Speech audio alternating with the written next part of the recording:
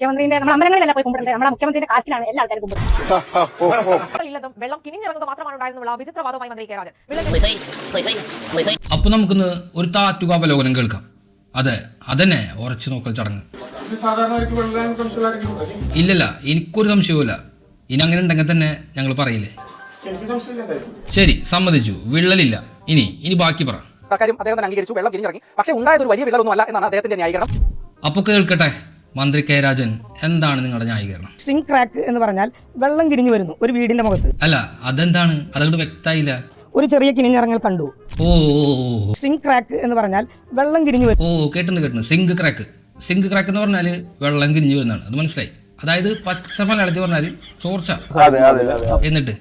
എന്നിട്ട് പറയും, കേൾക്കട്ടെ, ബാക്കി കൂടി കേൾക്കാം നമുക്ക്. 24 മണിക്കൂർ വെള്ളം വെച്ച് നോക്കി, ഒരു ചെറിയ കിനിഞ്ഞിറങ്ങൽ കണ്ടു, വീണ്ടും വെള്ളം നിറച്ചു. എനിക്കിപ്പോഴും മനസ്സിലാവാത്ത ഒന്നുണ്ട്.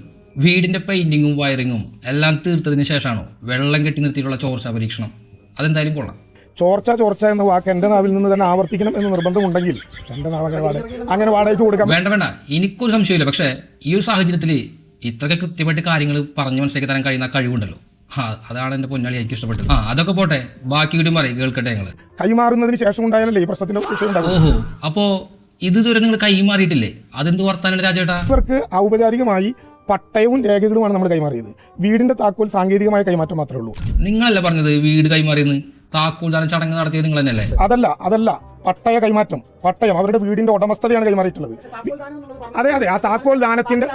അപ്പോ അതെല്ലാം ഒരു നാടകമായിരുന്നോ? അവർക്ക് വാടക കൊടുക്കാൻ പറ്റില്ല. കൈമാറി എന്ന് പറഞ്ഞാൽ അവർക്ക് ദിനവത്ത് കൊടുക്കാൻ പറ്റില്ല. കൊടുക്കരുതെന്നാണോ നിങ്ങളുടെ ആഗ്രഹം? അല്ല, അതെ, അതൊരു അന്തസ്സായിട്ടുള്ള പരിപാടി തന്നെയാണ്. അത് സർക്കാരിന്റെ ഒരു കരുതലായിട്ട് ഞാൻ കാണുന്നുണ്ട്. അത് ജനങ്ങൾ മനസ്സിലാക്കുകയും ചെയ്യും. പക്ഷേ ഇത് മനസ്സിലാവാത്തൊന്നുണ്ട്. അതെന്താണെന്ന് അറിയണോ? നമുക്ക് കേൾക്കാം. അല്ല, ഞാൻ ഉറപ്പിച്ചു പറയുന്നു, ഈ സാധനത്തിന്റെ സാങ്കേതിക കൈമാറ്റമാണെങ്കിലും അവർക്ക് വീട്ടിൽ താമസിക്കാവുന്ന വിധത്തിലേക്ക് ഇത് കൈമാറുമ്പോൾ ഇത്തരം വിശേഷങ്ങളൊന്നും ഉണ്ടായില്ല. അപ്പോ കോണൊന്നും പറയണ്ട. എന്റെ മന്ത്രി ഇലക്ഷൻ പ്രമാണിച്ച് അങ്ങോട്ട് കൊടുത്തു എന്ന് പറഞ്ഞാൽ മതി. വെറുതെ ഇങ്ങനെ കിടന്ന് ഉരുണ്ട് പറയാൻ നിൽക്കണ്ട. ടൗൺഷിപ്പിലെ ഒരു വീട്ടിൽ കൂടി മറ്റൊരു വീട്ടിൽ കൂടി ചോർച്ച എന്ന പരാതി ഉയർന്നിരിക്കുന്നു. ഇനിയിപ്പോ കഴിഞ്ഞിട്ടില്ല, ബാക്കി വരുന്നുണ്ട്. ഒരുപാട് സ്ഥലത്ത് ഇപ്പോഴും വിള്ളലുകാണെന്നൊക്കെയാണ് പറയുന്നത്. ഇനിയിപ്പോ അതിന്റെ ന്യായീകരണം നമുക്ക് പിന്നെ വേറെ ദിവസം കേൾക്കാം. മുഖ്യമന്ത്രിന്റെ നമ്മൾ അമ്പലങ്ങളിലല്ല പോയി കുம்பிടേണ്ടത്, നമ്മളെ മുഖ്യമന്ത്രിന്റെ കാറ്റിലാണ്. ഇനി കാര്യങ്ങൾ കുറച്ച് സീരിയസ് ആയിട്ട് നമുക്ക് സംസാരിക്കാം.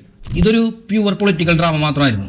പൊതുവെ എല്ലാ രാഷ്ട്രീയക്കാരും കളിക്കുന്ന വെറും ചീപ്പ് ഷോ. പക്ഷേ ഇതൊന്നും സംസാരിക്കാതിരുന്നത്, പിണറായി സർക്കാരിനെതിരെ പലതരത്തിലും വിമർശനങ്ങളും അഴിമതികളും ഉയർന്നു കേട്ടപ്പോഴും പ്രതികരിക്കാതിരുന്നതും അതങ്ങനെ ഒരു ടൗൺഷിപ്പ് LDF സർക്കാർ അവർക്ക് പൂർത്തിയാക്കി കൊടുക്കുമെന്ന വിശ്വാസം കൊണ്ട് മാത്രമായിരുന്നു. അതിന് മുന്നിൽ കണ്ട് മാത്രമായിരുന്നു. അല്ലാതെ യുദ്ധകാലാടിസ്ഥാനം നടത്തേണ്ടുന്ന ഒരു പദ്ധതി ഇത്രയും നീട്ടി ഇലക്ഷൻ വോട്ട് ബാങ്ക് ലക്ഷ്യം വെച്ചതും ഊരാളുകൾ കോൺട്രാക്റ്റിൽ അഴിമതി ആരോപണങ്ങൾ തിരിച്ചറിയാൻ കഴിയാത്തത് കൊണ്ട് മാത്രമായിരുന്നില്ല. 20-25 ലക്ഷം രൂപയാണ് ഒരു വീടിന് കണക്കാക്കുന്നത്. അതിന് അത്രയും പണം വരുന്ന വാദവും കണ്ടെത്തലും കണക്കും സർക്കാർ നിരത്തിയതുമാണ്. എന്നിട്ടും കേരളത്തിൽ ഒരു വീടിന് പാവപ്പെട്ടവന് പാസ്സാവുന്ന പണം വെറും 4 ലക്ഷം രൂപ മാത്രമാണ്.